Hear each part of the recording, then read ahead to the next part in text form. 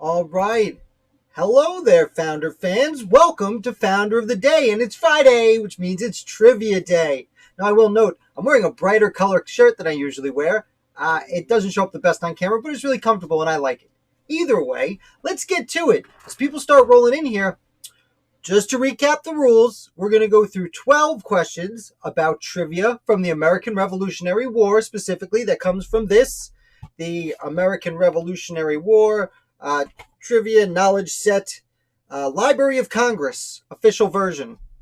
I will be keeping score up here, and if you are victorious, then you will receive this magnet. Proclamation of 1776 Liberty Magnet from Liberty & Co. So feel free to answer the questions. We're going to see if we do it in about an hour. Make sure everyone can finish up. Don't want anyone leaving early this time. Oh, it happens, and we understand that, but it's Friday night. We can splurge a little bit, can't we? It's a lot of fun. As people, like I said, as people are rolling in, we're going to get to the questions in just a moment. I do want to congratulate last week's winners. I did send out, unfortunately, it took me a little bit longer this week to get everything in the mail. I'm a little bit forgetful, but I did get last week's winners out in the mail.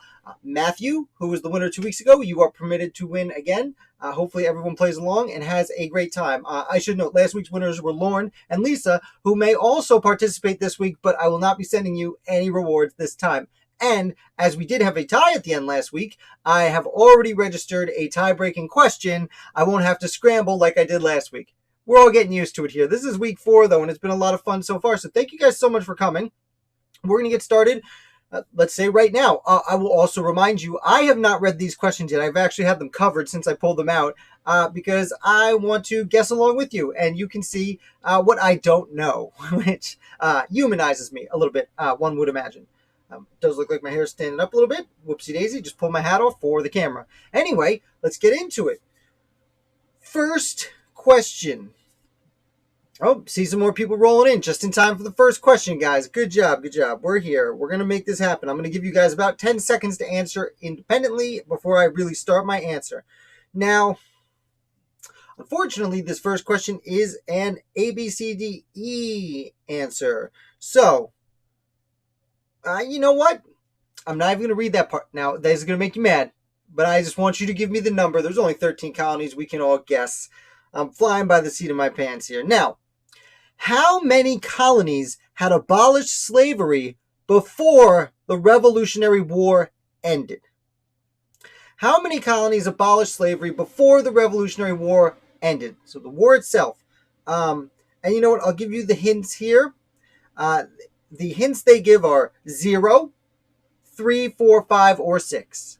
Again, how many colonies had abolished slavery before the Revolutionary War ended? 0, 3, 4, 5, or 6. Give you guys a minute to answer. Not a ton of people here yet. We got started relatively quickly this week. I didn't want to keep you guys waiting. Probably should have been more patient for other people, but that's okay.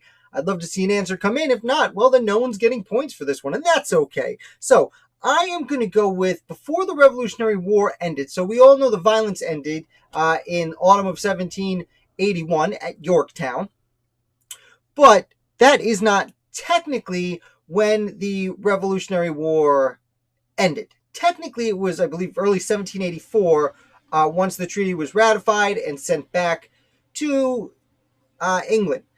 Either way, also we have to question, when they say abolished, do they mean the process of gradual emancipation had begun or slavery was completely eliminated? Those are two different questions. Slavery during the American Revolution, and even my understanding is for Abraham Lincoln, who wanted to get rid of slavery, he still wanted to follow what the founders did in many northern states, which was gradual emancipation. Instead of just saying, hey, you're free, get out of here, the idea was to take a while to acclimate people who were held in bondage to a life of independence and liberty. Because of that, the states who did start before the war, they gradually did it. So, for example, Pennsylvania outlawed slavery or began gradual emancipation in 1780, but it was still about 20 years before the last slave was set free, and there were no more slaves in Pennsylvania. Same thing with Massachusetts, who I believe was 1783. their Supreme Court ruled in favor of outlawing slavery. Although I'm not 100% familiar with Massachusetts's process of eliminating slavery. I believe they also gradually emancipated, if I'm not mistaken. But that being said, I've politicked here long enough. I think the answer is 0 because I think they mean abolished, no more slavery. So the answer has to be 0. And no one's sending in any answers, so we'll see if I'm the only one who gets any points. And I will keep track of points this week if you guys want me to. I'm going to either way. And wrong. By the end of the war, 3 colonies, I already don't like the answer to this question. 3 colonies had abolished slavery: Vermont, Massachusetts, and New Hampshire. Vermont was never a colony, and at this point, not a state. So this is a garbage question, and I'm glad no one answered it. Vermont, Massachusetts, and New Hampshire. So they are talking about the end of the war, 1784, when the treaty was ratified, obviously. Massachusetts, as I said, I guess they did just kind of abolish it. I'm surprised they didn't have a process of gradual emancipation. And New Hampshire. Now, New Hampshire never really, I see that my understanding is that New Hampshire didn't abolish slavery. They just kind of stopped having slaves. It means we're going to have to read a lot about New Hampshire and slavery this week, because I already do love New Hampshire and slavery. That came out wrong. But love Portsmouth, New Hampshire, and its role in helping free Black people establish a community and develop as liberated people in New Hampshire. But I know for a fact that when Prince Whipple and several other Black people petitioned the state of New Hampshire to abolish slavery, they didn't. They just tabled it for after the war. So even if they did just abolish it, it would have been after the war. Anyway, 3 others, Pennsylvania, Rhode Island, Connecticut, were on the same path, having created plans for gradual emancipation for slaves within their borders. It was a hot topic, blah, blah, blah. I'm not even going to read more of this card. I'm a little disappointed in the question. I mean, it says 3 colonies that abolished slavery. Vermont was not a slave.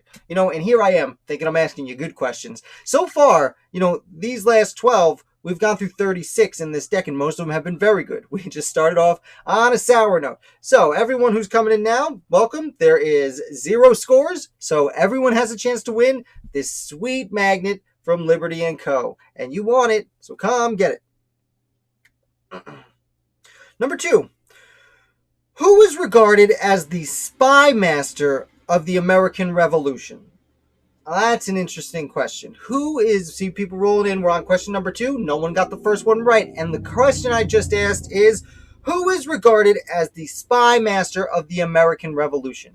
Now, I will note, I do believe I know the answer. It's become a very popular thing because of a wink, wink, nudge, nudge television show that came on recently in the last few years on the TV.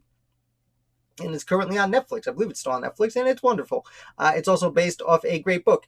And while we're on the subject, there is a book book by Alexander Rose called Washington Spies that the show Turn is based on, if anyone wants to throw an answer in.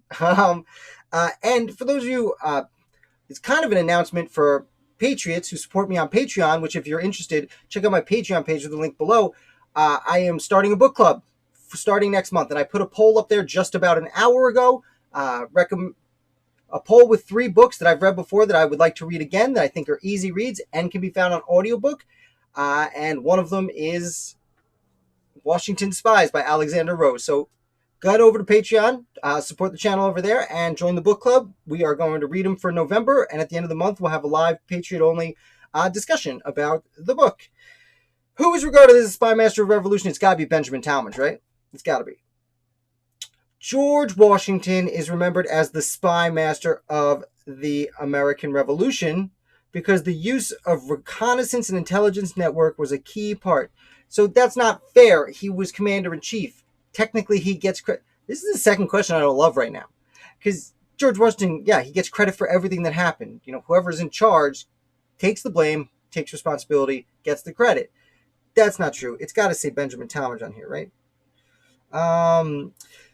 Clearly they needed good information, blah, blah, blah. Washington also called unit Knowlton's Rangers. I forget his first name, but Knowlton was an important spy in New Jersey just after the invasion of New York. One of these people was Nathan Hale, who did not do a good job. It doesn't even mention, now these cards are from like a decade ago or more. So I'm not surprised that Benjamin Talmadge wasn't famous then, but why? But Benjamin Talmadge, like, no, like Washington didn't do everything himself. He got Benjamin Talmadge to lead a network of spies. And Benjamin Talmadge did a great job. And that's the famous Setauket ring. Talmadge also worked with Hercules Mulligan, who's recently gained fame in the play Hamilton, in New York, and vicariously through Lafayette worked with James Armistead down in Yorktown. So, okay, not great questions today, but no one's answered yet. Guys, you just got to type in an answer. Don't worry about being wrong. People have been wrong before. Someone's got to win this prize, or else it's going to be me. Next question, and this is a fairly easy one. Where were the first shots of the American Revolution fired? I think it's easy, although the questions today have been a little sneaky. For example, there is I'm going to let you guys answer now before I get too into it, but there are several instances that shots were fired early on, but there's one early answer. To get your answers in, you could say the Boston Massacre, because that was certainly an event in the American Revolution where shots were fired. But the shot heard around the world was at the Battle of Lexington and Concord. I would say Concord, because they went through Lexington and then got to Concord. Then the shots were fired. Then they went back to Lexington. Shots fired all the way, then back to Boston. I am going to throw here, let's see, Lexington, Massachusetts. But who fired first is unknown. In the early morning hours of April 19, 1775, around 700 British troops commanded by Lieutenant Colonel Francis Smith approached Lexington Green and were confronted by 60 to 70 militia members under Captain John Parker. Shots were exchanged in the war's first engagement, and the battle ended 8 minutes later with 8 militiamen dead and 10 wounded. The British continued on to Concord, where they encountered 400 militia commanded by Colonel James Barrett. As the British retreated to Boston, they were harassed along the road by thousands of colonists firing from behind trees and shrubs. Since neither side wanted to be responsible for starting the war, initially both the British and the militiamen at Lexington denied firing the first shot. This allowed Concord to lay claim to the first forcible resistance in the war. Lexington later claimed the honor. The dispute between the two towns was so heated that they refused to jointly celebrate centennial festivities 100 years later. That's super interesting, and that's right. The Concord did such a good job that they even got in my head. I did forget that there was a brief skirmish in Lexington before the real battle broke out at Concord. So very interesting. See a comment coming in here. John Winfield, I love history, but dread the repeat of General Webb and the slaughter he commanded while trying to put down the uprising of Americans resisting disarmament. Sitting here in Kings Mountain waiting. Oh, Kings Mountain. Very nice. You had a battle there yourself, didn't you? Great. Thank you for the comment, John. Feel free to answer the questions, because so far no one scored anything. And getting one right looks like you might win this sweet magnet. Let's see. What caused the most soldiers' deaths in the American Revolution? Again, they mean the war, not the whole revolution, just the war part. Take a sip of my drink while I wait for you guys to answer. That's your cue, is me taking a drink. It's your cue for you guys to get on there and answer the question. So, what caused the most deaths in the American Revolution? And I'll start answering now that you had a chance to answer. I would suspect, the first thing you think of what caused the most deaths in a war is the war in shooting and bullets. That's not going to be it. There was a great deal of people dying from heat stroke at Monmouth, but I don't believe that's it. Ned with the guessing dysentery, that's a good guess. So John with the infection, very interesting. My perspective, I think the most disease played a huge role. Being on the prison ships was not great. There was my guess would be the answer is smallpox, but I do believe it's disease in general. But they're giving us a lot of trouble today. Historians do not agree how many men were killed on either the British or Patriot side during the war, nor have they determined how most died. I asked another question they don't have the answer to. This cards are letting me down at the end here. They were great the last few weeks, and these are all over the place. However, the number of men in the Continental Army who died in battle was probably at least equaled, maybe exceeded, by those who perished from wounds and disease, as well as by those who met their demise in prison. Additionally, neither the British nor the revolutionaries were well prepared to house and provide for prisoners, so many captives were treated poorly. British and Hessians often were able to escape, but many captured patriots were confined aboard prison ships anchored in New York Harbor, where they languished under atrocious conditions. The prisoners on land were hardly better.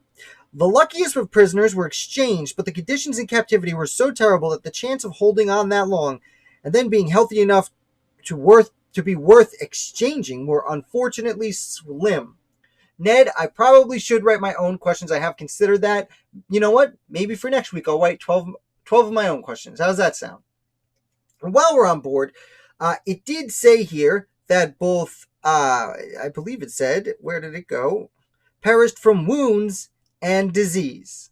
So dysentery is a disease, and infection is how you die from a wound. So I'm going to give Ned and John both points because we're a few questions in and no one's answering. So let's make it a heated race. Let's pop up here the big board we've got, and it's real legitimate. Ned with 1 point and John with 1 point. Amazing. You two are doing amazing, but it's not too late for people to catch up. As we learned last week, we had some people storming back from behind last week. So, and yeah, Ned, that is a good idea. You know what? I am going to take the time next week. I'm going to write 12 questions of my own because I can be satisfied with them. And if there's an error in judgment on them, well, then we can only blame me, can't we? Let's get on to the next question, shall we? This will be fun. On November 1st, 1765, the day the British Stamp Act was scheduled to go into effect, how many Stamp Act commissioners were operating in the U.S. colonies? Whoa! The day in 1765, when the Stamp Act went into effect, how many commissioners were operating in the colonies? Why do I feel like this is another trick question? The day it was supposed to go into effect, so they're implying that commissioners were chosen ahead of time to get ready to start collecting the Stamp Act. So let's send in some questions. It's a number. How many? How many? Was it 1? Was it 1,000,000? Was it another number that I can't seem to come up with right now? Was it negative 4,008? Only time will tell. I will say that there was heavy resistance before it started, which was part of the problem. Though I do know the Stamp Act was collected because I was again, I'm bringing up Portsmouth, at the William Whipple's house, which I believe is called the Moffat Ladd House.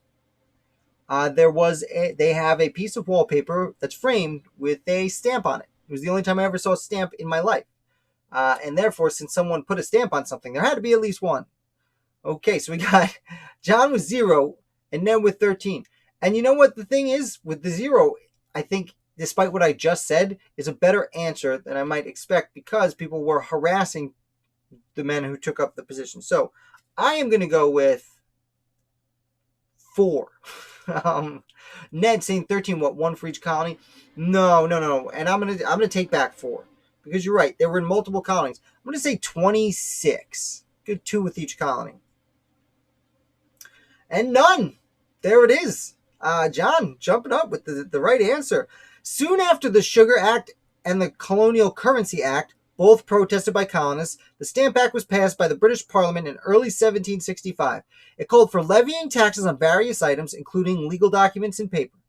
The announcement of yet another imposition sparked feverish dialogue among the colonists.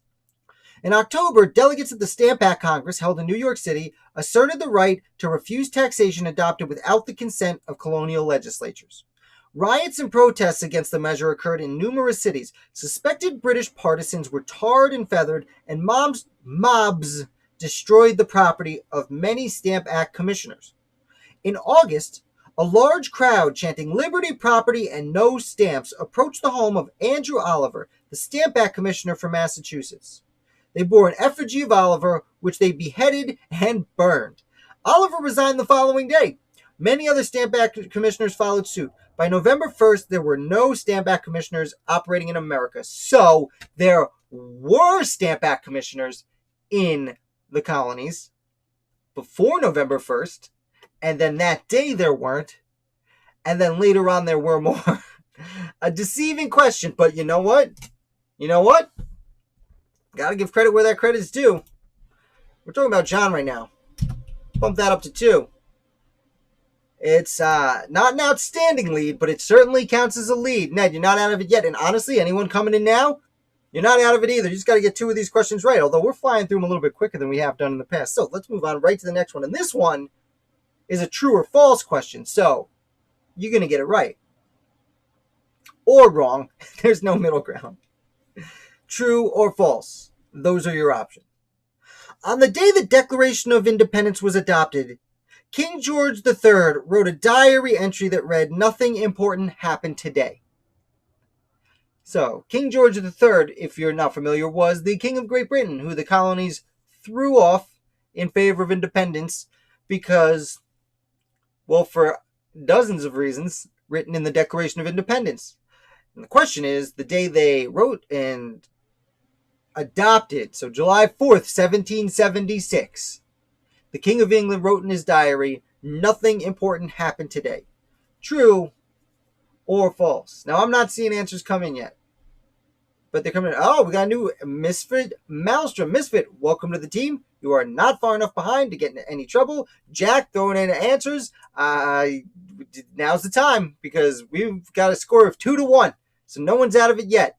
I'm going to give you one more second because it's true or false, and I got a bunch of answers here. I'm going to go with what I believe is this is true. Well, let's see. False. What? Okay. Misfit. Dominating the world. I guess everyone else heard the wrong rumors like me. Many have said the British king wrote those words on July 4th, 1776. In fact, historians have found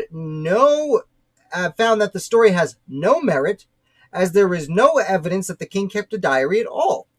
Folklore seems to have mixed up King George III of England and King Louis V of France, who did write the words, the word rien, Rhine, maybe. In French, it would be Rhine. In German, it would be Rien, which means nothing, in his diary on July 14th, 1789, the day the Bastille was stormed and the French Revolution began. Besides being entertaining, the story about King George III is quite believable, as news from the colonies would have crossed the Atlantic very slowly. And that's what I assumed anyway, why that story made a lot of sense, is because how would he have known? It would have taken 2 months for him to get news. Okay, well, we're coming in here. We're going to come back over here. We got Misfit jumping in out of nowhere and coming up from behind. And you know what, Jack? You didn't get it right, but I'm going to put you in here because I know you're going to answer questions. You're going to get more right. I can feel it. Amber, is that easier? Well, whatever you prefer. I'll change it to Amber next time around. As for now, I like Misfit.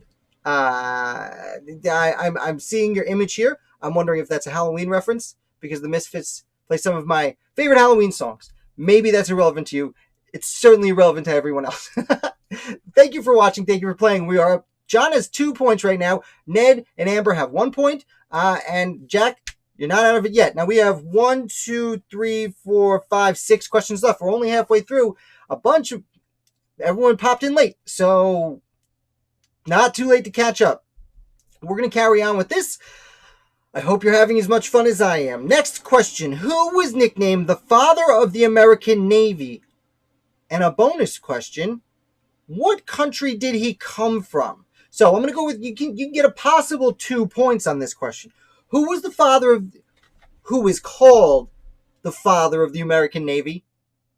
And what country was he born in? I guess would be a better way to ask that question. So submit those answers. As you do, I am going to note that this person did a very good job and does deserve a lot of credit, though there is another founder who I've spoken about recently, whose name I will drop in just a second after we get some answers in, who was the most successful commander of the Continental Navy and does not get a lot of credit. I'm waiting for those answers to come in. Give me a name. Give me a name. I will also say that I am about 10 seconds ahead of you guys, so me giving you 10 seconds equals a total of 20 seconds, yada, yada, yada. Don't want to give you too much trouble there. I'm going to start answering that. It is probably not, definitely not Essex Hopkins, who was the first Commodore of the Continental Navy. Things didn't go, he did pretty well, but a lot of politics in the Continental Congress weren't great for him. And there's also not Lambert Wicks, who was the most successful general, or Commodore. Captain. He was never a Commodore. Captain of the Continental Navy. Actually, Wicks was way down on the list. But he went over there and terrorized the outskirts of Great Britain, around the coast of Ireland. Speaking of Great Britain and Ireland, the answer, to my understanding, and I'm surprised none of you are answering. I hope everything's okay. I'm actually going to check my stream because I'm a little surprised. Excellent condition. So, no guesses? No guesses, Father of the Continental Navy. Fair enough. I'm going to say it was John Paul Jones. And John Paul Jones also ended up terrorizing the coast of England, kind of bring the war home idea. And as for where he was from, I would have to say Scotland? I'm going to say Scotland. John Paul Jones, born in Scotland. Whammy, 2 points for me. No points for any of you guys. I'm a little surprised everyone disappeared on this one. Could at least guess the country. Either way, after spending time in Virginia and Philadelphia, adding the surname Jones to hide his identity. Oh, that's right. John Paul Jones killed a guy in Tobago, and his name was John Paul. And in order for people to not know he was the dude who killed people, he added the name Jones, John Paul, to John Paul. And, well, the rest is history. He went around, had a small group of armed vessels. Jones managed to strike fear in the British hearts by attacking English coastal towns. In one of the most famous battles in American naval history, he captured a British vessel in its own waters September 23rd, 1779. The standoff pitted Jones's USS Bon Richard against HMS Serapis. And although his ship sustained much damage that it sank, Jones still managed to capture the enemy's ship. He is best remembered for his famous utterance, "I have not yet begun to fight." John Paul Jones. You know, I'm assuming you guys just didn't know. I don't know how it sees on your end, if there's a problem with the comments, or you're just a little intimidated by the John Paul Jones question. Okie dokie. Here is another two-parter, but I'm only really going to give you... Everyone's only going to get 1 point if you can answer part of it. Who was Francis Marion, and why was he known as the Swamp Fox? Now, the Francis Marion part, you were wrong. That's all right, Amber. You could be wrong. It's worth a shot. It's worth a shot. The internet has quite a bit of anonymity, so you don't much have to worry about it. And I, for one, will not tease you at all. I will only encourage everyone learning, because that's the fun. That's the whole point of this channel. If you're new here, and I don't recall you commenting before, Amber. If you are new here, definitely make sure you subscribe. Because other than this, I put out videos all week long about random American founders that don't deserve enough attention. And we have on Wednesdays, I also write articles on my website, founderoftheday.com. 5 days a week, I publish new articles. And Wednesdays, I do a live video where I recap the last 7 founders of the day. I put out old articles on my social media and an email on the weekend. So that's a lot of fun, too. Though generally not as much commenting as we get in our trivia days. So, Francis Marion. Oh, Jack's back. Star of Disney TV series from South Carolina. I am not aware of the Disney TV series. I assure you I am going to look into that as soon as we're done here. and make my children watch it if it's real. From South Carolina, that I'm not sure of. Uh, Francis Marion was from the South. South Carolina makes sense because the reason he is known as the Swamp Fox is because he fought in the swamps in the South, in South Carolina. And it makes sense that he's from South Carolina because he would have known his way around. Part of me thinks he's from North Carolina, but that doesn't much matter. What I think. I guess it does. That's why you're here. He was known for, as Nathaniel Greene took most of the Southern Department of the Continental Army in the last year of the war, he ran away from the British. And during this time, Francis Marion harassed the British from the swamps that the British had trouble navigating. And therefore, he did a great job harassing them from the swamps. Let's see. Yes. Oh, is the Disney thing, Jack, is the Disney thing like really old? Is that true? Because I feel like there was one from decades ago, if I'm remembering correctly. Either way, a revolutionary commander who served in both local militias and the Continental Army, Francis Marion hailed from South Carolina. There it is. And it was there that he earned his nickname, the Swamp Fox. After British forces took over Charleston, South Carolina in 1780, American soldiers withdrew, but Marion stayed behind and organized a group of partisans. Although the force Marion led was vastly outnumbered by British troops, he deftly employed guerrilla tactics he had learned while fighting South Carolina's Cherokee, who combined surprise raids with intimate knowledge of local terrain. Shunning the use of the column formations common at the time, Marion's group came out of nowhere to seize supplies, interrupt communications, and free American prisoners, only to fade away into the wilderness. The British Colonel Bannister Tarleton dubbed Marion the Swamp Fox after fruitlessly pursuing the guerrillas through the swampy territories of South Carolina. Areas Marion men negotiated easily, but which the British found nearly impossible. Okay, let's go. We're going to go up to the big board. No, I changed my answer. I'm saying, no, you can't. No, I mean, you can change your answer before I start talking. But we're going to go to the board because, Jack, you got it. South Carolina, and you taught me that there's a Disney program that I have to now watch. So I should deduct points because I have enough free time. And the new hockey video game came out just a few days ago. So I'm supposed to play that on a Friday night after my family goes to sleep. But that's okay. I thought it was Happy Days Francis was on. I think I get the reference. I don't remember so much about Happy Days. Either way. Okay, 4 more questions. Let's get on with the getting on. Who were the Sons of Liberty? Okay, I'm not even sure how to award points for this one. I guess there'll be 1 point for everyone who tells me what the Sons of Liberty were. I'll tell you what. An extra point if you can tell me the name of a Son of Liberty. Make it a little extra fancy there. 1 point for telling me who the Sons of Liberty were. Another point for telling me a Son of Liberty. It's a tough question. Probably shouldn't even ask that. Because there's definitely more people than I even know. And there's probably people even I would think are members that weren't. Either way, I'm going to start with my answers. You start popping in your answers. The Sons of Liberty were an early revolution. Not like they weren't even technically revolutionary. I can see, this is a hard question to answer. It's not a one-word answer.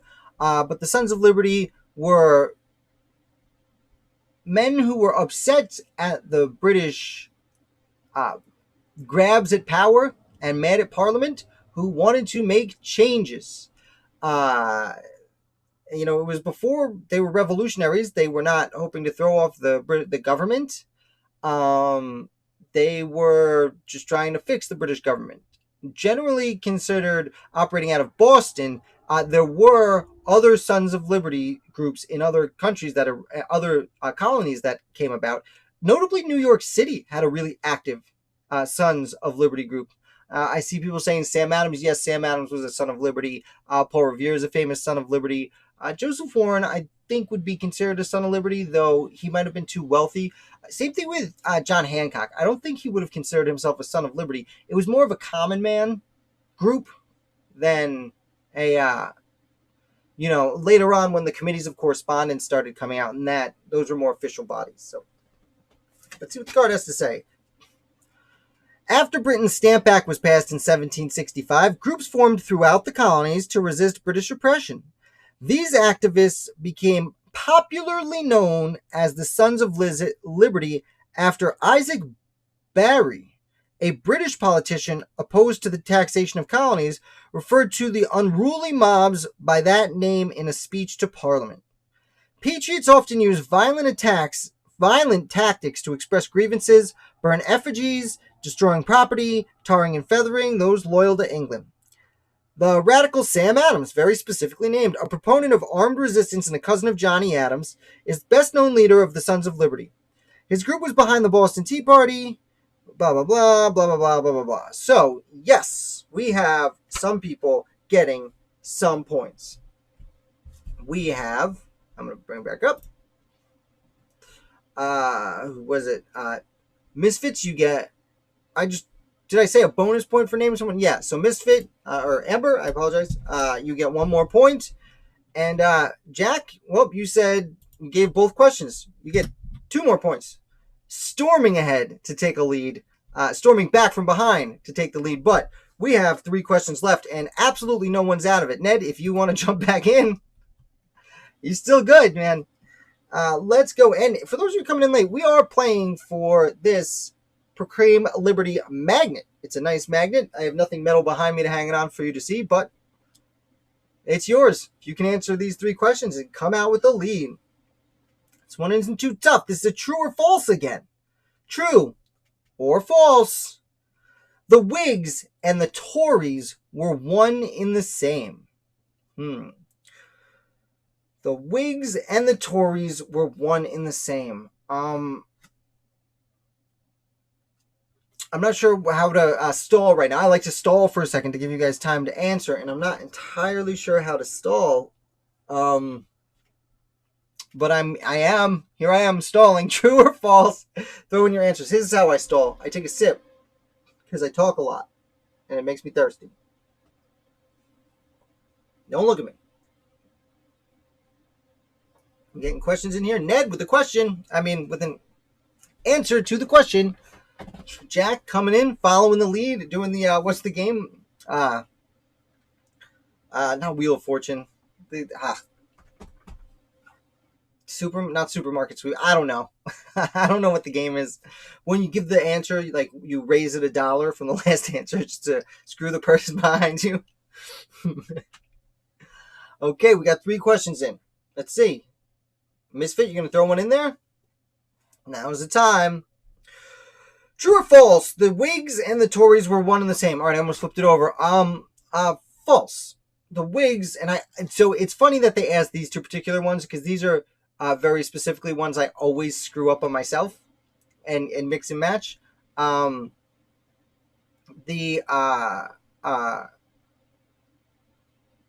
actually was considering writing an article about like all the different names for the British and all the different names for the Patriots. So I know I'm going to say this wrong in front of you because the pressure's on. That's why I never use these terms when I'm writing or talking because I always mess them up. The Whigs were... I'm just going to read the card. I'm in my own head. I'm sorry. False. Yeah. The terms arose around the same time. Whigs and Tories were far from the same. The words emerged as derogatory nicknames for rival political factions in England in the mid-17th century, so 100 years beforehand.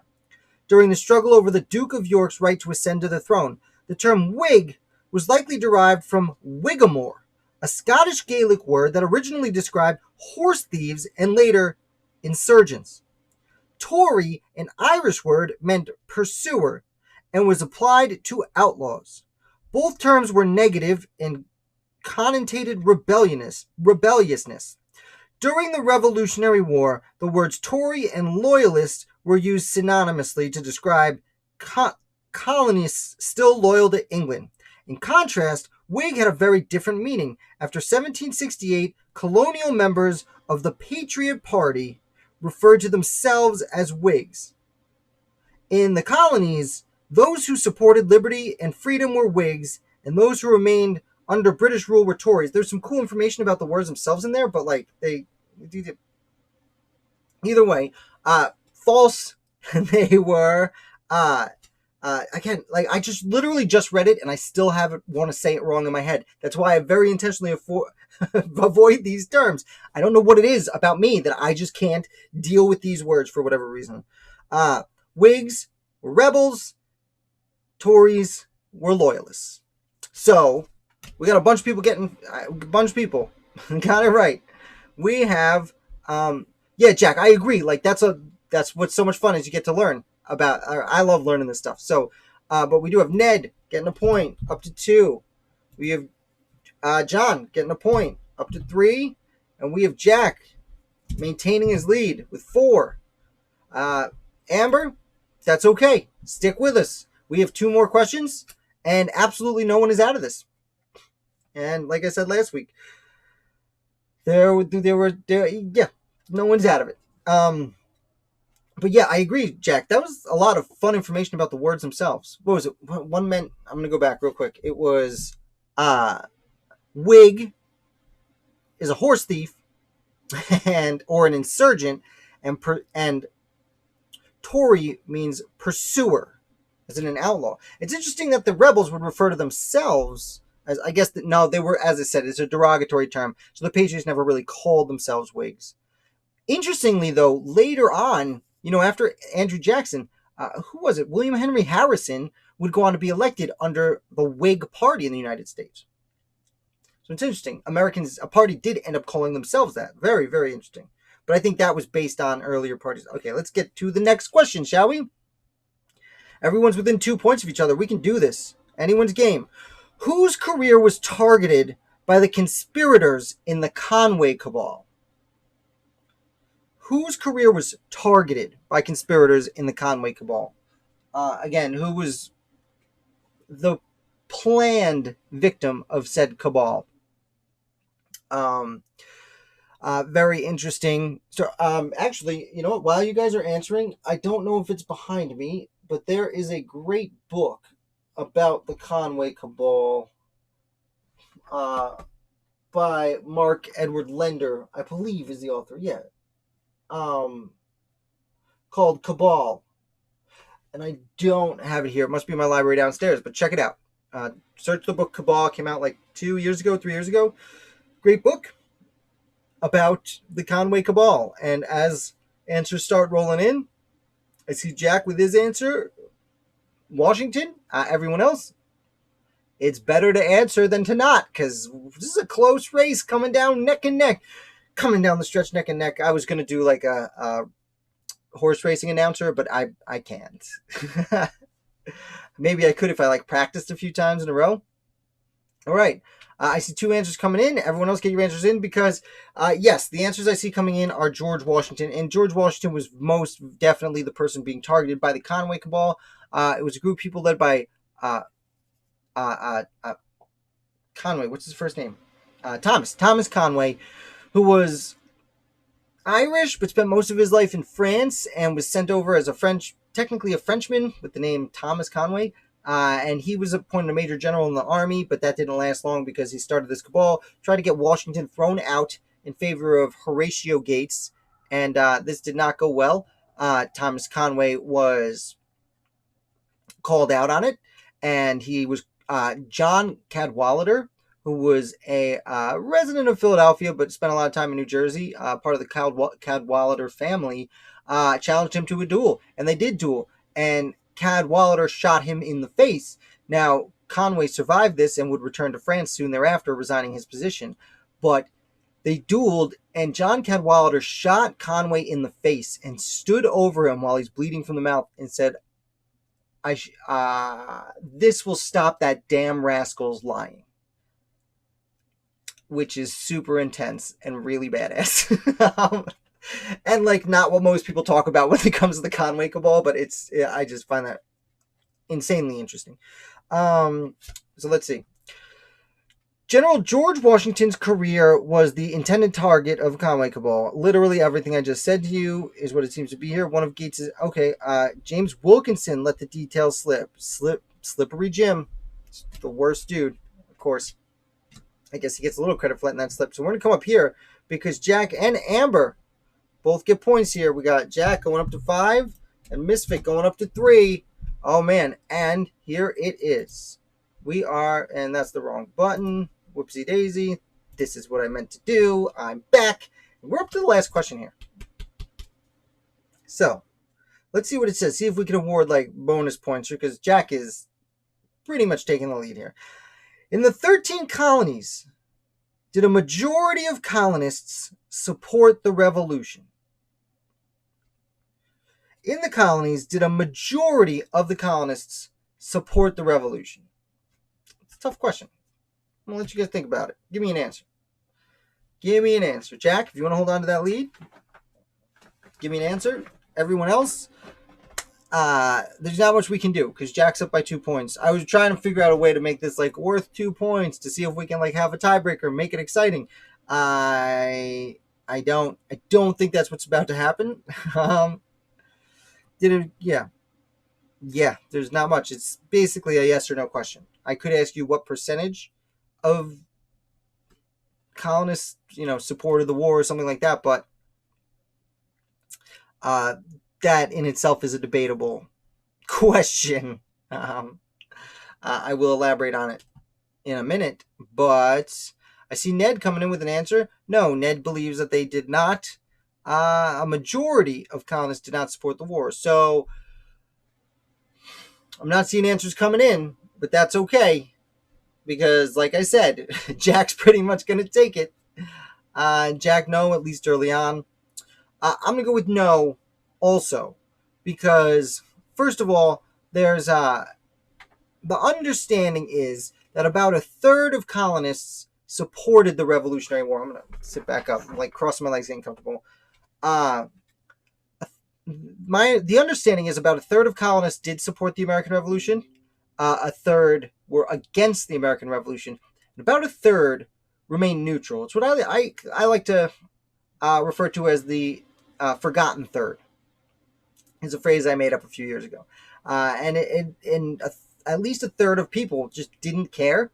Or like, not that they didn't care, but they were going about their lives. They're like, we're just going to stay as colonists out in this remote wilderness or wherever they lived. Doesn't matter who wins. Furthermore, most of the war was how do I say? We like to forget that it was also a civil war, so it was like family to family, brother to brother, deciding what side to take. Additionally, you might see every once in a while there's people with stickers on their cars with the like Roman numeral 3 on it, and that implies the 3% who fought in the war. Because when you look at the population, the Continental Army really never had more than a total of 70,000 soldiers throughout the war. It never seems to have even reached 30,000 at a time, which is small for an army, especially when you're fighting, the British and their powerful army. And that's why you see people with the 3, because I'm wondering if the answer in this card is going to reference, it was about 3% of the total population of 2.5 million that ever actually took up arms against the king. Not to, I don't love those stickers though, because, and if you have one, I hope I'm not offending you. This is just my perspective. Is only referencing the people who fought in the war ignores the people who did support the war in other facets. It's like Thomas Jefferson doesn't count. Oh, he was a governor at one point, but James Madison doesn't count towards that 3% who fought in the war. He never took up arms. He was also a younger man. Various other founders, especially wealthy ones. So let's see what the card says. No. Despite the rebels' promises of greater liberty and lower taxes, the war was not popular in either England or the colonies. Scholars have estimated that less than 50% of colonists actively backed the revolution, and the number was perhaps as low as 1/3. Nailed it. New York contributed more men to the British forces than to the New York contributed more men to the British forces than the Patriot ranks. New York. There were many reasons why one might be a loyalist. a livelihood that depended on Britain, strong personal or business ties, a deep ideological belief in the monarchy, or opposition to the idea that colonists should not be taxed by Parliament. The divide between patriots and loyalists intensified in the years leading up to the war, as rebellious groups like the Sons of Liberty intermediately attacked those with loyalist inclinations. Over the years, loyalists and communities developed staunch factions, and personal loyalties often dictated how individuals sided during the war. Very interesting. One thing here that's really extra interesting, a deep ideological belief in the monarchy.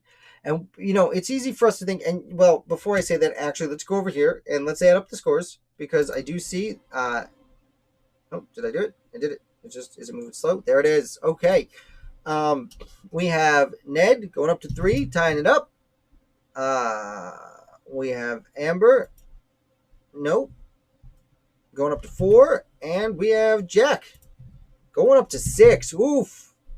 It's a pretty high score. You gotta get here a little earlier next week. Get that even higher.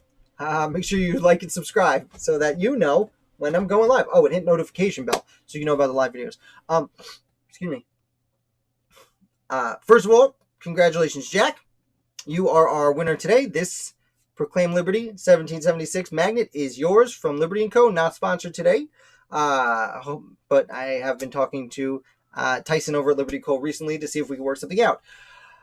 Jack, if you want your prize to claim it, you can either direct message me on Twitter, Instagram, or Facebook at Founder of the Day, or you can email me at contact@Founder of the Day and let me know your address, because I can't send it to you if you don't find a way to tell me your address.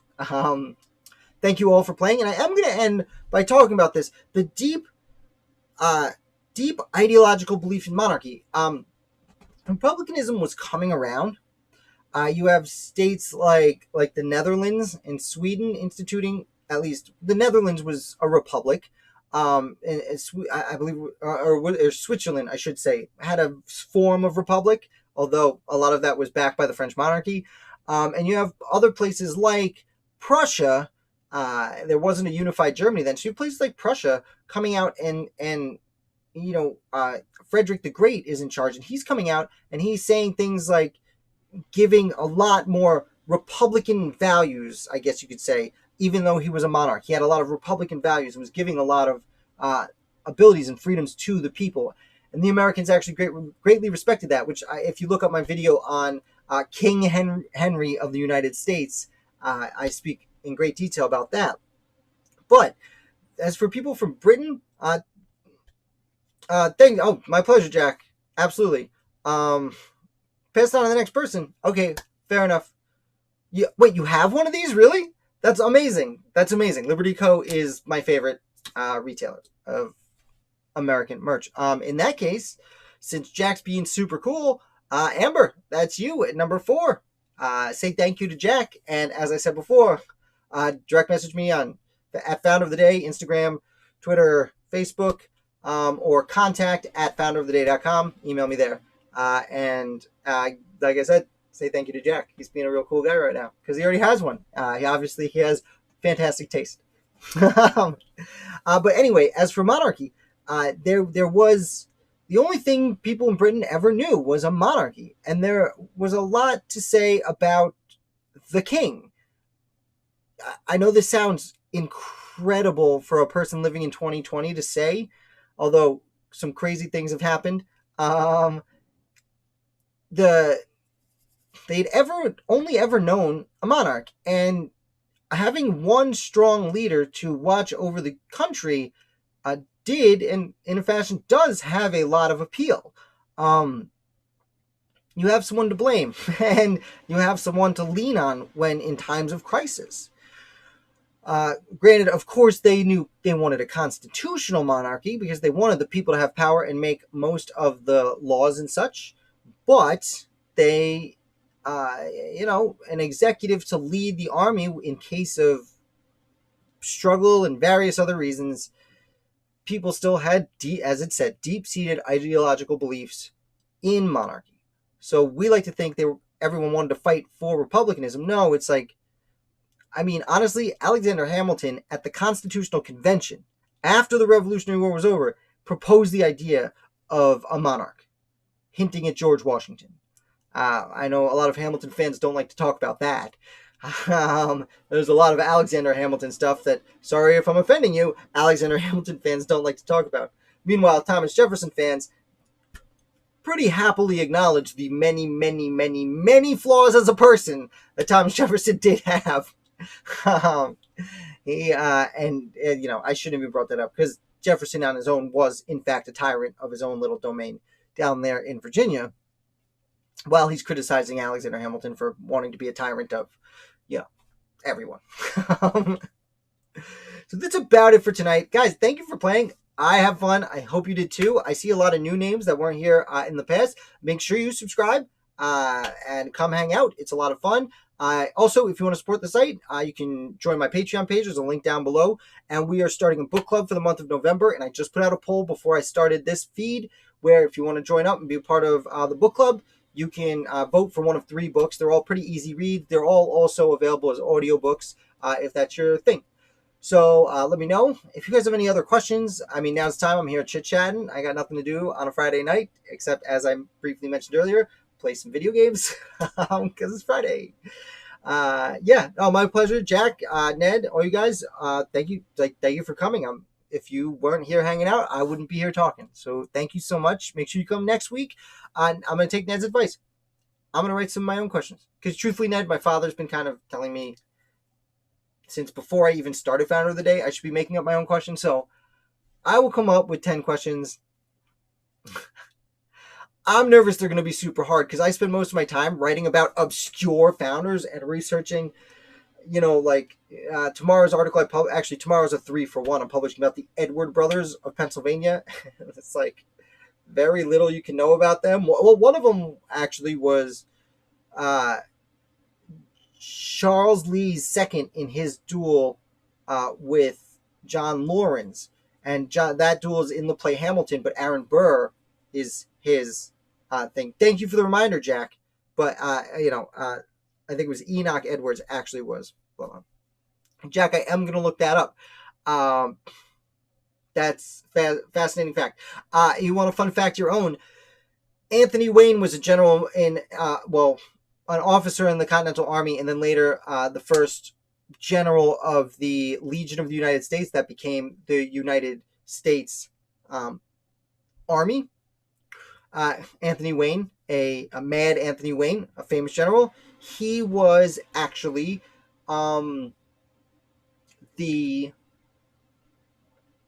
there was a gentleman who wanted to name himself in the early 20th century. He was a film actor who wanted to take a stage name, and he wanted to name himself Anthony Wayne.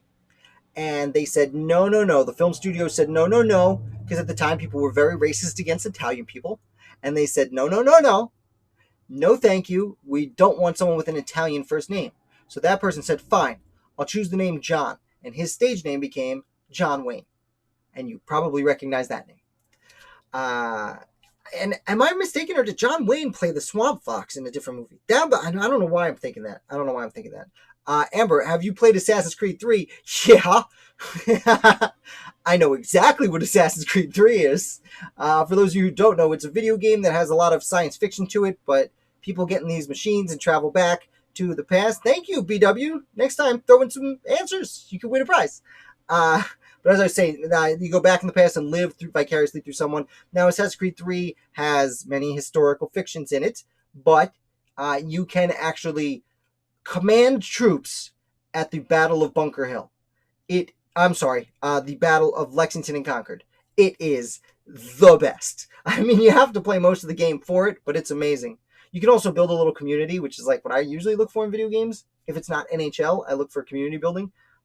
Actually, if you guys are interested, I know it sounds weird, like watching people play video games, but I recently started a Twitch channel where I started playing some video games, and they're not like boo video games. Like the one I've been playing that I'm considering doing maybe over the weekend, maybe on Sunday, is it's called 1775 Rebellion, and it's kind of like Risk. It's a board game, but on the computer, and it's really interesting, and it's a lot of fun, and the map is very interesting because the perspective they don't take like straight down north and south. You're just playing on a map, but it's sideways, and the bottom is the Atlantic Ocean, which isn't in fashion how the founders generally viewed the continent. It's really cool. So, I'm thinking about doing it. Maybe I'll do it on Sunday at like maybe noon, because I'll play it in like 40 minutes and talk about the American Revolution while I play and get it out of the way. So I don't know if you guys have Twitch. It's easy to sign up, just like YouTube, anything else. You can go in, create an account, and just look for Founder of the Day.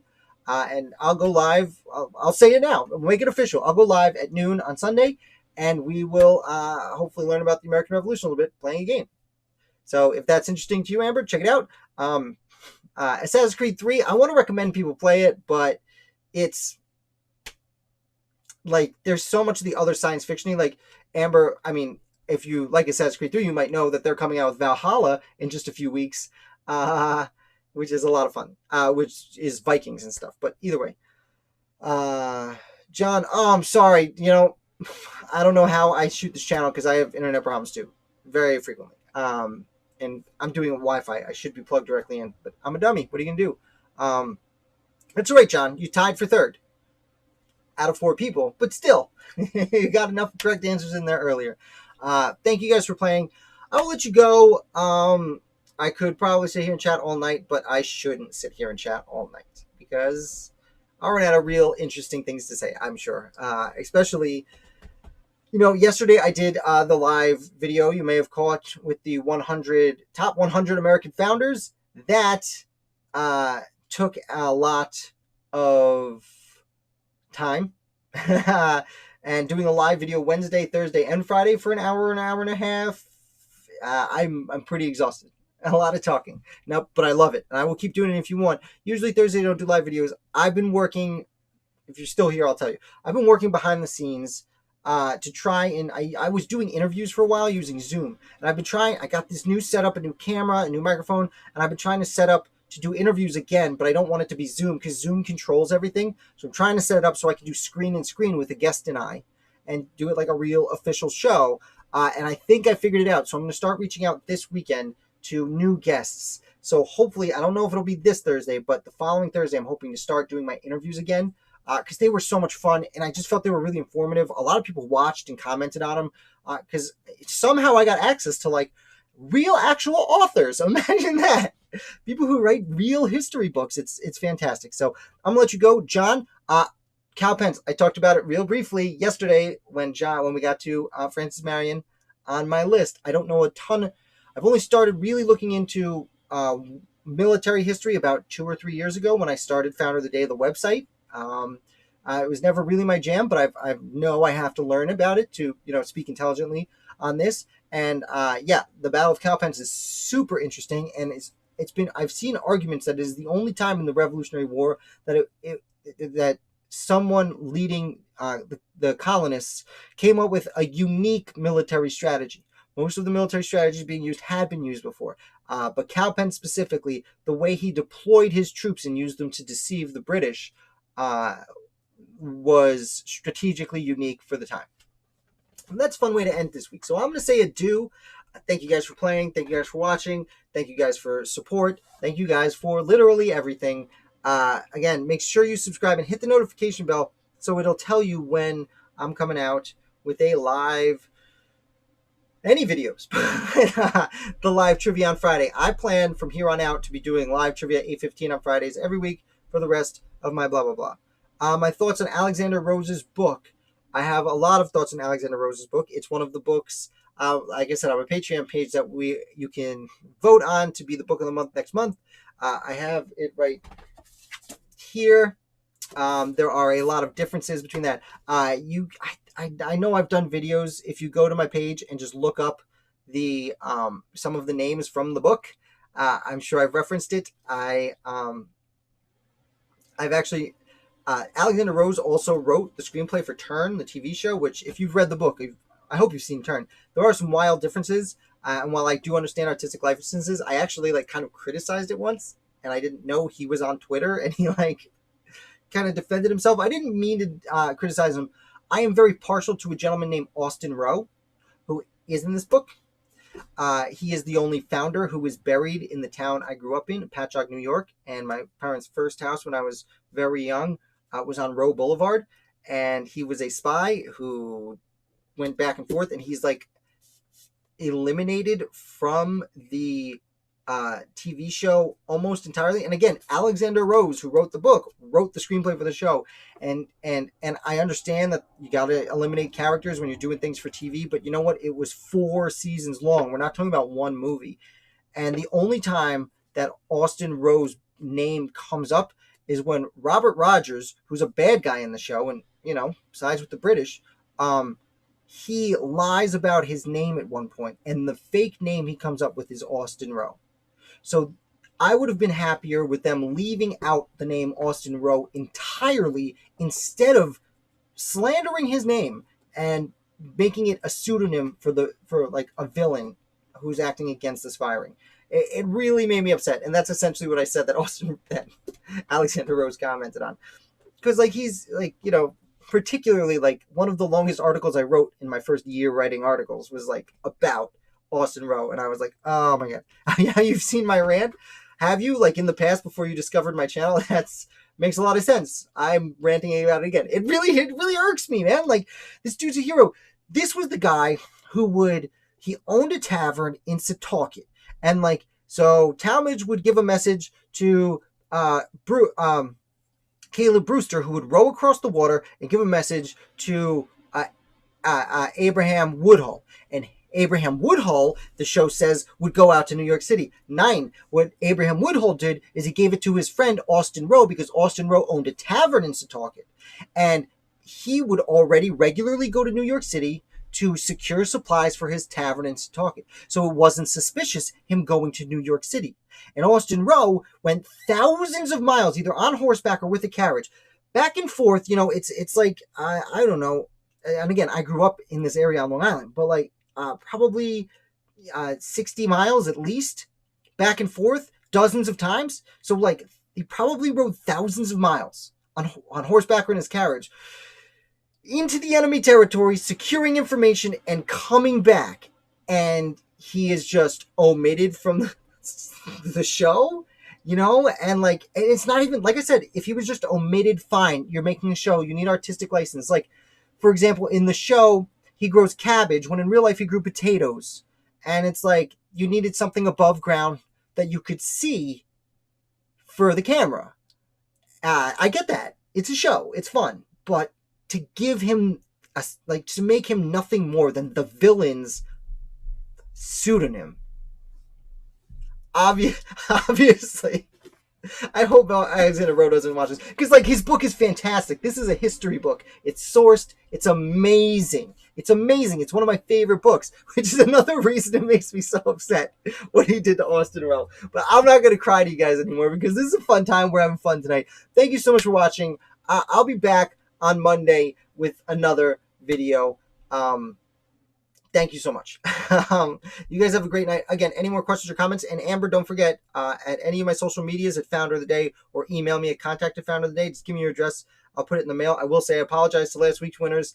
I only got theirs in the mail today. I was a little slow on it, and I'm a dummy. But I'll see you on Monday.